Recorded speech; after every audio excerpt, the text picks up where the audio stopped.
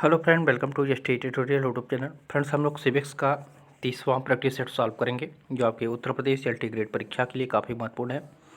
जो लोग TGT, PGT, GIC प्रवक्ता परीक्षा इस सब्जेक्ट से करते हैं, उनके लिए भी वीडियो काफ़ी महत्वपूर्ण होगा।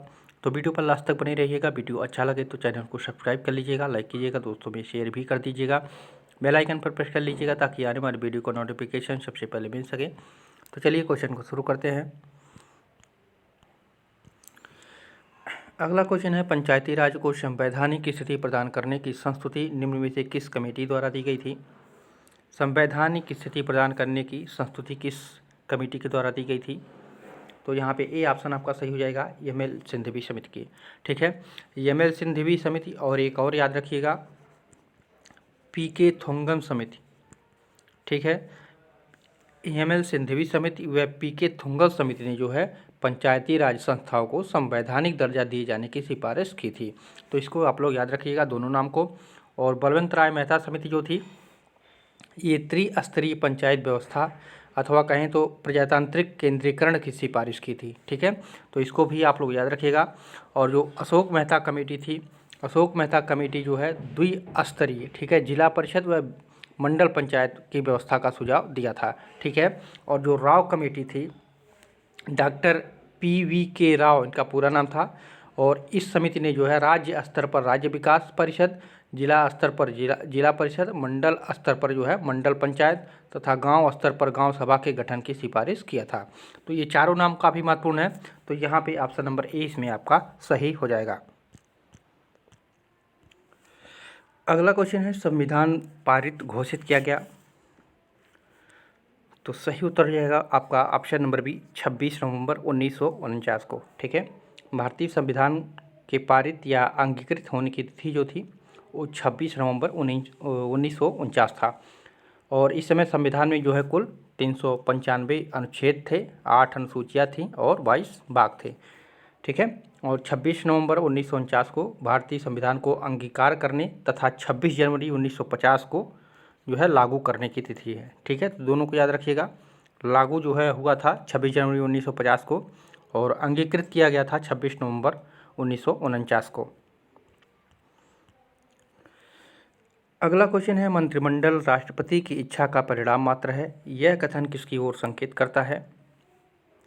मंत्रिमंडल राष्ट्रपति की इच्छा का परिणाम मात्र है, यह कथन किसकी ओर संकेत करता है? तो ये अमेरिका की ओर संकेत करता है। यहाँ पे ऑप्शन नंबर डी आपका करेक्ट हो जाएगा। मंत्रिमंडल राष्ट्रपति की इच्छा का परिणाम मात्र है, यह कथन अमेरिकी शासन व्यवस्था की ओर संकेत करता है, क्योंकि अमेरिका में मंत्रिमंडल राष्ट्रपति की इच्छा का परिणाम मात्र है। इसका कोई विधिक या संवैधानिक आधार नहीं है, और इसके अस्तित्व का आधार जो है केवल परंपरा है। यदि राष्ट्रपति मंत्रिमंडल का अंत करना चाहे तो वह ऐसा कर सकता है। तो यहाँ पे ऑप्शन नंबर डी आपका इसमें सही हो जाएगा। अगला क्वेश्चन है, लेजिस्लेचर कृति के लेखक कौन है? तो सही उत्तर हो जाएगा आपका ऑप्शन नंबर सी, केसी व्हीयर। ठीक है, लेजिस्लेचर केसी व्हीयर की कृति है।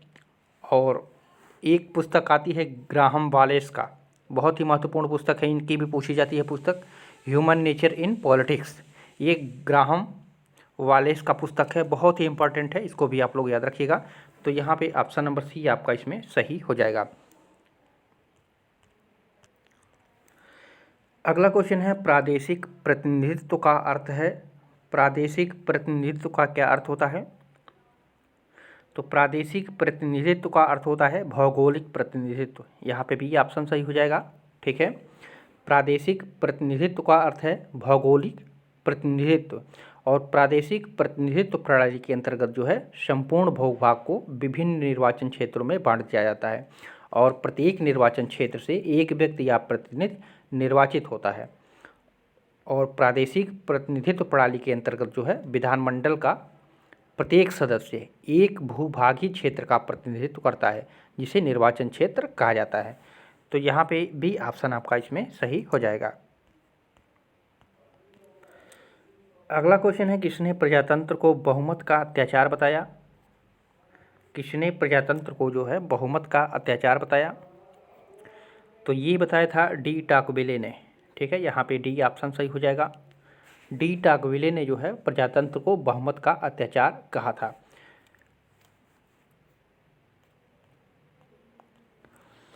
अगला क्वेश्चन है रूसो की सामान्य इच्छा अवधारणा का लक्षण नहीं है। तो रूसो ने जो है सामान्य इच्छा के कुल 8 लक्षण बताए थे, जिसमें अखंडता था, अदेयता था, अप्रतिनिधित्व था, लोक कल्याणकारी था, विवेक पर आधारित था, निरंकुश था, संप्रभुता था, अस्थायी था, कानून का अभिव्यक्त था। ठीक है, इन्होंने 8 लक्षण बताए थे, लेकिन आस्था पर आधारित ऐसा कोई व्यवस्था उसमें नहीं बताया था। तो यहाँ पे प्रश्न में नहीं पूछा है, तो डी ऑप्शन आपका इसमें सही हो जाएगा। अगला क्वेश्चन है अरस्तु के अनुसार क्रांति का मूल कारण है। अरस्तु के अनुसार क्रांति का मूल कारण क्या है? तो अरस्तु के अनुसार क्रांति का मूल कारण असमानता का भावना है। यहाँ पे सी ऑप्शन आपका करेक्ट हो जाएगा। अरस्तु के अनुसार जो है क्रांति का मूल कारण असमानता की भावना है। अरस्तु जो है क्रांतियों का मूल कारण विषमता को मानता है। ठीक है, इसको हम कह सकते हैं विषमता। तो क्रांतियों को मूल कारण उन्होंने विषमता को माना था। अगला क्वेश्चन है न्याय के यथार्थवादी सिद्धांत का प्रतिपादन किसने किया था? न्याय के यथार्थवादी सिद्धांत का प्रतिपादन किसके द्वारा किया गया था? तो ये ग्लॉकन के द्वारा। ठीक है, यहाँ पे सी ऑप्शन सही हो जाएगा। न्याय के यथार्थवादी सिद्धांत का प्रतिपादन ग्लॉकन ने किया था।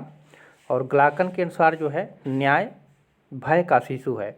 ये भी प्रश्न बहुत ही महत्वपूर्ण है, ये भी प्रश्न पूछा जाता है कि न्याय भय का शिशु है, किसने कहा है? तो ये ग्लॉकन ने ही कहा था। तो यहाँ पे सी ऑप्शन आपका इसमें सही हो जाएगा। अगला क्वेश्चन है निम्न में से किसका मत है कि राज्य आदर्शों व मूल्यों की स्थापना करने वाली संस्था है? राज्य आदर्शों व मूल्यों की स्थापना करने वाली संस्था है, किसका मानना है? तो ये 9 उदारवादियों का मानना है। ठीक है, यहाँ पे भी ये ऑप्शन सही हो जाएगा।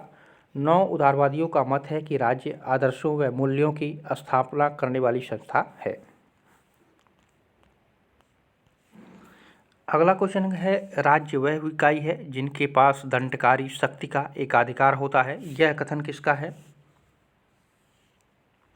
तो ये कथन है मैक्स वेबर का। यहाँ पे भी ऑप्शन आपका करेक्ट हो जाएगा। मैक्स वेबर का मत था कि राज्य वह इकाई है जिसके पास जो है दंडकारी शक्ति का एकाधिकार होता है। ठीक है, तो यहाँ पे ऑप्शन नंबर बी आपका इसमें सही हो जाएगा। अगला क्वेश्चन है निम्न में से कौन सा युग्म सही नहीं है, कौन सा जोड़ा सही नहीं है? तो अनुच्छेद 15 जो है भेदभाव का निषेध करता है, बिल्कुल सही है। संघ बनाने का अधिकार अनुच्छेद 19 में कहा गया है। तो अनुच्छेद वाक स्वतंत्रता आदि विषय कुछ अधिकारों का संरक्षण भी करता है, संघ बनाने का अधिकार भी देता है, ये भी आपका सही हो जाएगा। जीवन रक्षा का अधिकार अनुच्छेद 20 में है, ये आपका गलत हो जाएगा। ठीक है, ये आपका गलत हो जाएगा, यही आपका आंसर सही हो जाएगा, क्योंकि अनुच्छेद 20 में जो है क्या कहा गया है? अपराधों के लिए दोष सिद्ध के संबंध में संरक्षण से संबंधित है अनुच्छेद 20। तो यहाँ पे ये वाला ऑप्शन आपका सही नहीं है, तो यहाँ पे सी ऑप्शन सही हो जाएगा। और 32 तो संवैधानिक उपचारों का अधिकार है ही, तो यहाँ पे ऑप्शन नंबर सी आपका इसमें सही हो जाएगा। अगला क्वेश्चन है निम्नलिखित कथनों पर विचार कीजिए और उपरोक्त कथन में से कौन सा सही है ये आपको बताना है। तो भारतीय संविधान में 20 भाग हैं, तो ये तो गलत है। भारतीय संविधान में 22 भाग हैं। भारत के संविधान में कुल 390 अनुच्छेद हैं, ये भी गलत है। 395 अनुच्छेद हैं। भारत के संविधान में 9वीं, 10वीं, 11वीं, 12वीं अनुसूचियों को संविधान संशोधन अधिनियम द्वारा जोड़ा गया था, तो ये आपका सही है तीसरा बस। तो यहाँ पे केवल तीसरा ही सही हो जाएगा, तो यहाँ पे सी ऑप्शन आपका इसमें सही हो जाएगा। अगला क्वेश्चन है भारत के संविधान के अंतर्गत आर्थिक योजना विषय किसके अंतर्गत आता है? आर्थिक योजना, तो ये समवर्ती सूची का विषय है आर्थिक योजना। ठीक है, यहाँ पे सी ऑप्शन आपका सही हो जाएगा। अगला क्वेश्चन है मंडल आयोग रिपोर्ट किस वर्ष जो है प्रस्तुत किया गया था? तो मंडल आयोग रिपोर्ट जो है ये प्रस्तुत किया गया था 1980 में। 20 सितंबर 1978 को वीपी मंडल की अध्यक्षता में मंडल आयोग का गठन किया गया था और बीपी मंडल आयोग द्वारा जो है 31 दिसंबर 1980 को प्रस्तुत अपनी रिपोर्ट में पिछड़े वर्गों के लिए जो है 27% आरक्षण की सिफारिश की गई थी और जिसे जो है 8 सितंबर 1993 से लागू किया गया था। तो रिपोर्ट अपना उन्होंने जो है प्रस्तुत किया था 1980 को और गठन हुआ था 78 में। ठीक है, तो दोनों पॉइंट को याद रखिएगा। अगला प्रश्न है नीति आयोग की स्थापना की गई। तो नीति आयोग की स्थापना जो है संघीय मंत्रिपरिषद द्वारा एक विशेष प्रस्ताव पारित करके जो है नीति आयोग की स्थापना किया गया। तो यहाँ पे सी ऑप्शन आपका सही हो जाएगा। नीति आयोग की स्थापना कब की गई? तो याद रखिएगा 1 जनवरी 2015 को।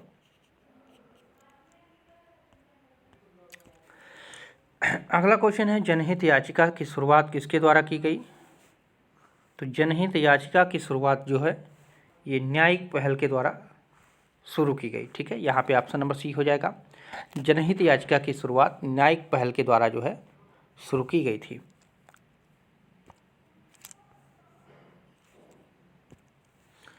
अगला क्वेश्चन है लोकसभा में अविश्वास प्रस्ताव प्रस्तुत करने के लिए कितने सांसदों के समर्थन की आवश्यकता है? लोकसभा में अविश्वास प्रस्ताव प्रस्तुत करने के लिए कितने सांसदों के समर्थन की आवश्यकता है?